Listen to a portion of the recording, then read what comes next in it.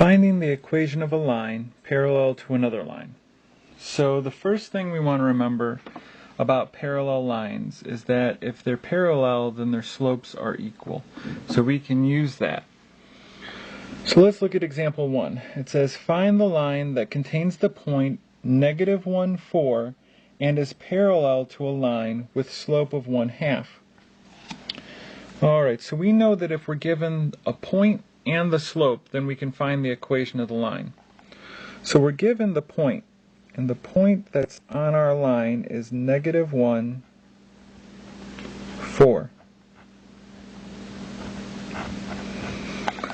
We're also told that we want this line to be parallel to a line with a slope of 1/2.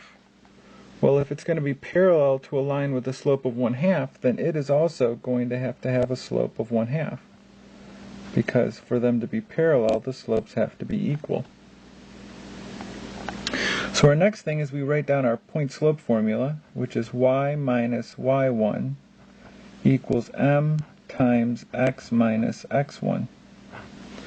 And what I would do is just go over and label my point x1, y1.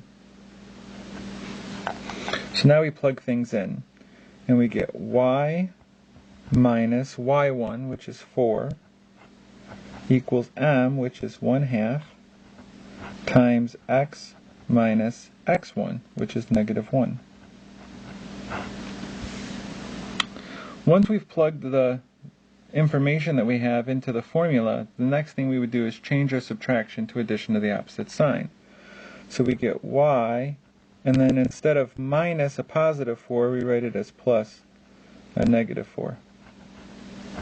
Equals 1/2 times x, and then instead of minus a -1, we write it as plus a +1. Next thing we need to do is distribute this 1/2 to the x and the 1. So we get y plus -4 equals 1/2 times x is 1/2 x, plus 1/2 times 1 is just 1/2. Alright, so we're almost there. The last thing we have to do is add 4 to both sides, because we want to get rid of this -4. So we add 4 to both sides. And -4 plus 4 cancels, so we're left with just y on this side equals 1/2 x plus, now we want to do 1/2 plus 4, and we can just do that in our calculator. If we did it in our calculator, we would do parenthesis 1 and then /2, so that would be divided by right there, and then plus 4, and then we'd have to hit math, option number 1 for fraction, and then enter. If we want to do it by hand, we've got 1/2 plus 4, which is 4 over 1. Then we need the denominator, common denominator of 2, so that's going to give us 1/2 plus 8/2, which equals 9/2. So we get 9/2 here. And we got y equals 1/2 x plus 9/2. Now this is our slope-intercept form, and this is the form we always wanted in when we're getting the equation. So we're done. Remember too that since this is in slope-intercept form, which is y equals mx plus b, we now know that our slope, m, is 1/2, and our y-intercept, remember this b really comes from the y-intercept, which is the point where x is 0 and y is b. So we now know that our y-intercept is the point 0, 9/2. Alright, so example number 2 says find the equation of the line that contains the point -6, -1 and is parallel to 2x plus 3y equals -12. Well, they've given us the point -6, -1. So that's our x1, y1 point. What they haven't done has given us the slope directly, but we do know that we want it to be parallel to the equation 2x plus 3y equals negative 12. So if we get this equation in slope-intercept form, then we can find the slope. So the first thing we do is subtract 2x from both sides. And that will give us 3y equals negative 2x plus negative 12.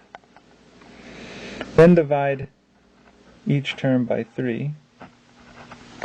And that will give us y equals negative 2/3 x plus negative 4.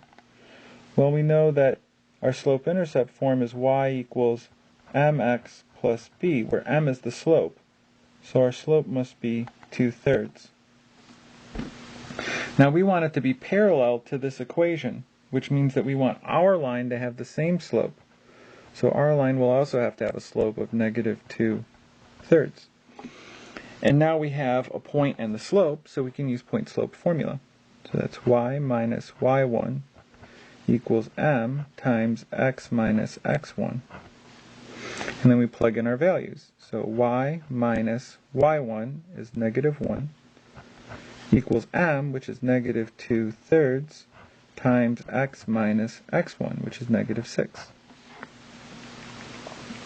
Next thing we want to do is change our subtraction to addition of the opposite sign. So we get y, and then instead of minus a negative 1, we write it as plus a positive 1, equals negative 2/3 times x, and then instead of minus a negative 6, we get plus a positive 6.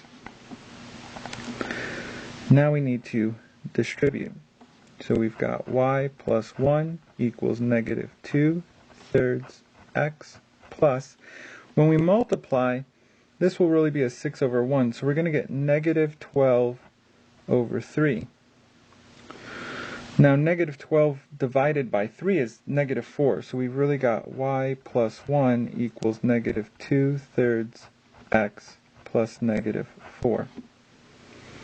And then the last thing we need to do is subtract 1 from both sides. And we get y equals negative 2/3 x plus negative 5. And then anytime we have a plus negative in our answer, we want to change that back to subtraction. So y equals negative 2/3 x minus 5. While we're at it, we should probably check these. So if we go back to 1, it says find the line that contains the point negative 1, 4 and is parallel to a line with a slope of 1/2. When we look at our answer, it definitely has a slope of 1/2, but we want to make sure that it contains the point negative 1, 4. And the way we do that is just, if we want to check it, is we take our equation y equals 1/2 x plus 9/2, and then just plug in our values. So y is 4 equals 1/2 times x, which is negative 1, plus 9/2. Now you can either plug this into the calculator exactly as it appears, and then see if you get 1, then that would make it correct, and 0 is incorrect. So the other thing you can do is just do 1/2 times negative 1 plus 9/2 and see if you get 4. So we get 4 equals, and then if I'm going to put this into the calculator, I'm going to put the fractions in parentheses. So parenthesis 1 divided by 2, parenthesis, and then parenthesis negative 1, parenthesis, plus parenthesis 9 divided by 2, parenthesis, and I get 4. So it definitely contains the point negative 1, 4. So now I know that my equation's correct. Same with number 2. If we want to check this, we plug it in. So our equation is y equals negative 2/3 x minus 5. So I'm going to plug it in. We want to see if negative 6, negative 1 is on this line. So the y coordinate is negative 1. So I write negative 1 equals negative 2/3 times x, which is negative 6, minus 5. So negative 1 equals. And then in my calculator, I'm going to do parenthesis, negative 2 divided by 3, parenthesis. And then parenthesis, negative 6, parenthesis, minus 5. Enter. And I get negative 1. So now I know my answer is correct.